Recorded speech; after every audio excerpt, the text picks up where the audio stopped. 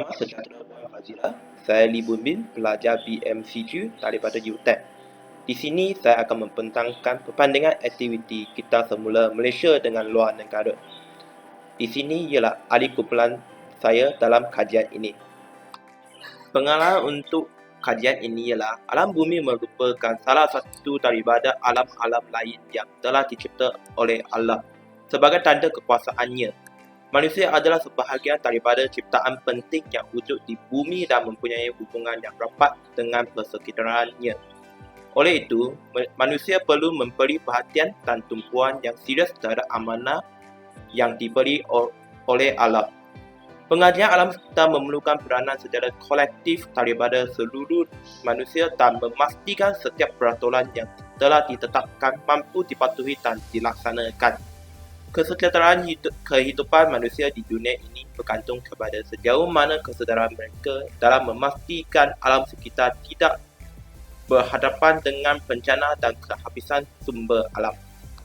Objektif kajian ialah mengetahui bagaimana cara negara luar mengatasi masalah kita semula di kalangan masyarakat. Selain itu, mengaji peranan pihak agensi dan organisasi yang diberi tanggungjawab dalam pengurusan sampah di kawasan kajian.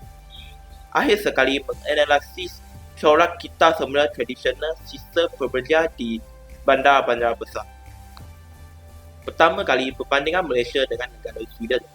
Antara persamaan ialah aktiviti kita semula dijalankan sebagai sumber pendapatan untuk masyarakat tempatan. Antara dua-dua negara ini ialah Sweden menita semula sampah serap dan dijadikan sebagai sumber elektrik. Selain itu, Sweden sentiasa menambah baik sistem pembakaran sampah bagi penghasilan sumber elektrik.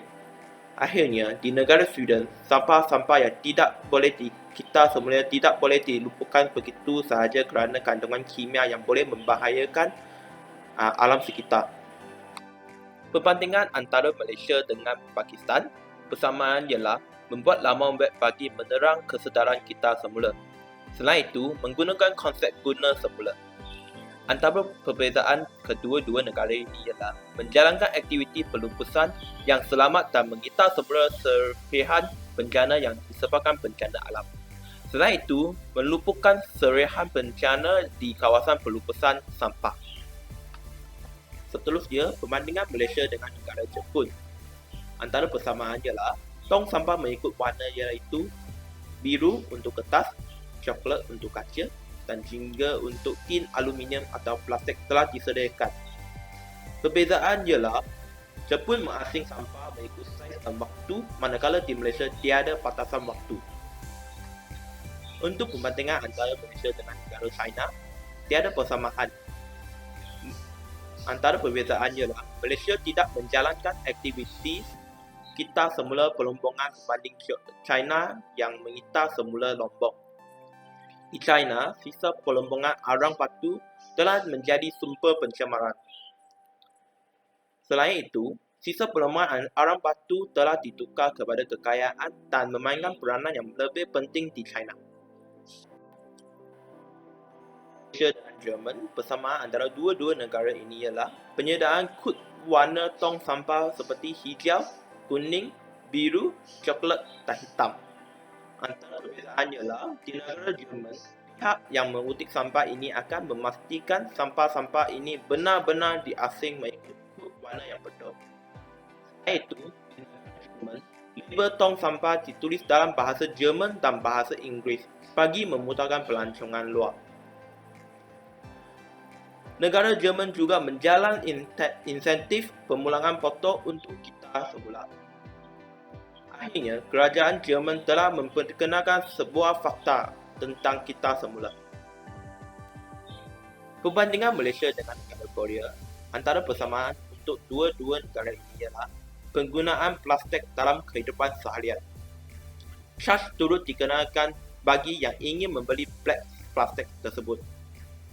Antara perbezaan antara dua negara ini ialah Korea menyediakan berbagai jenis beg sampah bagi setiap kategori untuk dikita semula, seperti beg sisa umum, beg sisa makanan, dan beg sisa kita semula.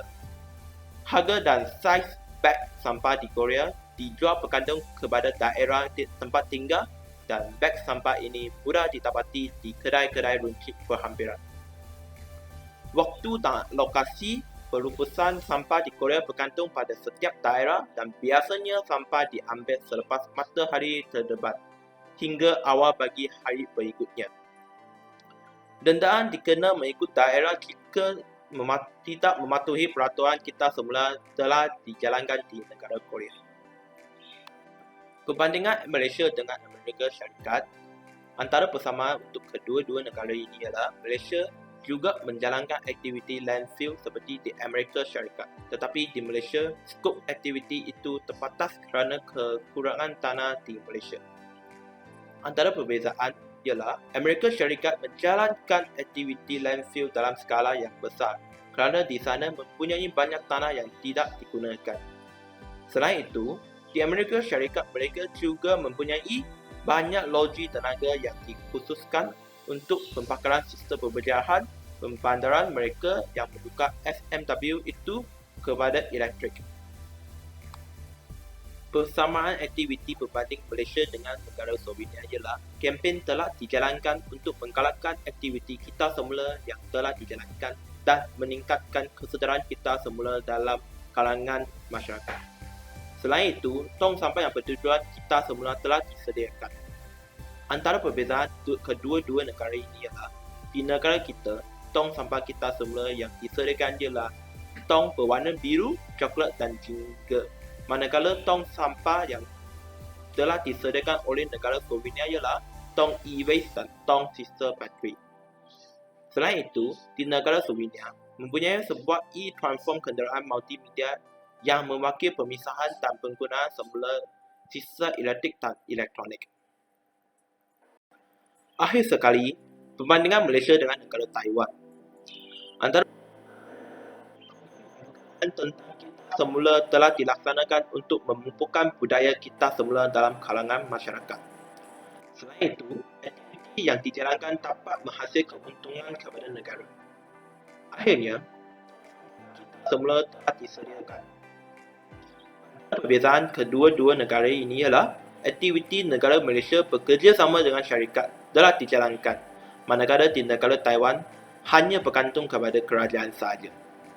Selain itu, negara Taiwan mempunyai trek yang warna yang berbezaan, manakala di negara kita tidak mempunyai trek berjenis warna disediakan.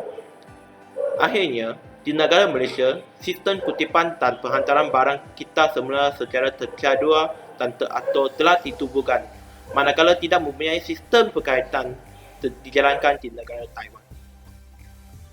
Kajian ini ialah aktiviti kita semula sangat penting terhadap sesebuah negara dari segi mengurangkan pencemaran, menjimatkan sumber dan mencipta pekerjaan serta peningkatan kadar kita semula.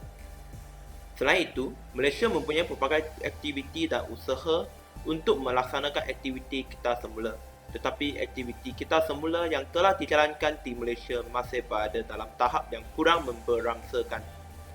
Kita semula adalah amalan mudah dan tidak memerlukan masa lama yang akan penggunaan sumber baharu.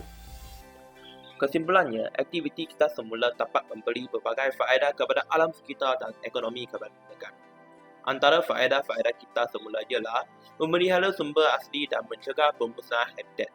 Selain itu, mengurangkan penggunaan sumber semula jadi. Akhirnya, menjana pekerjaan dan untungan bidang ekonomi. Masalah sampah mungkin menjadi kebimbangan yang paling membimbangkan persekitaran dan kesihatan manusia. Dengan menanamkan moral kita semula ke dalam hidupan kita, masyarakat dan anak-anak kita dapat meningkatkan kesedaran dan keperluan untuk mencegah sampah dan kita.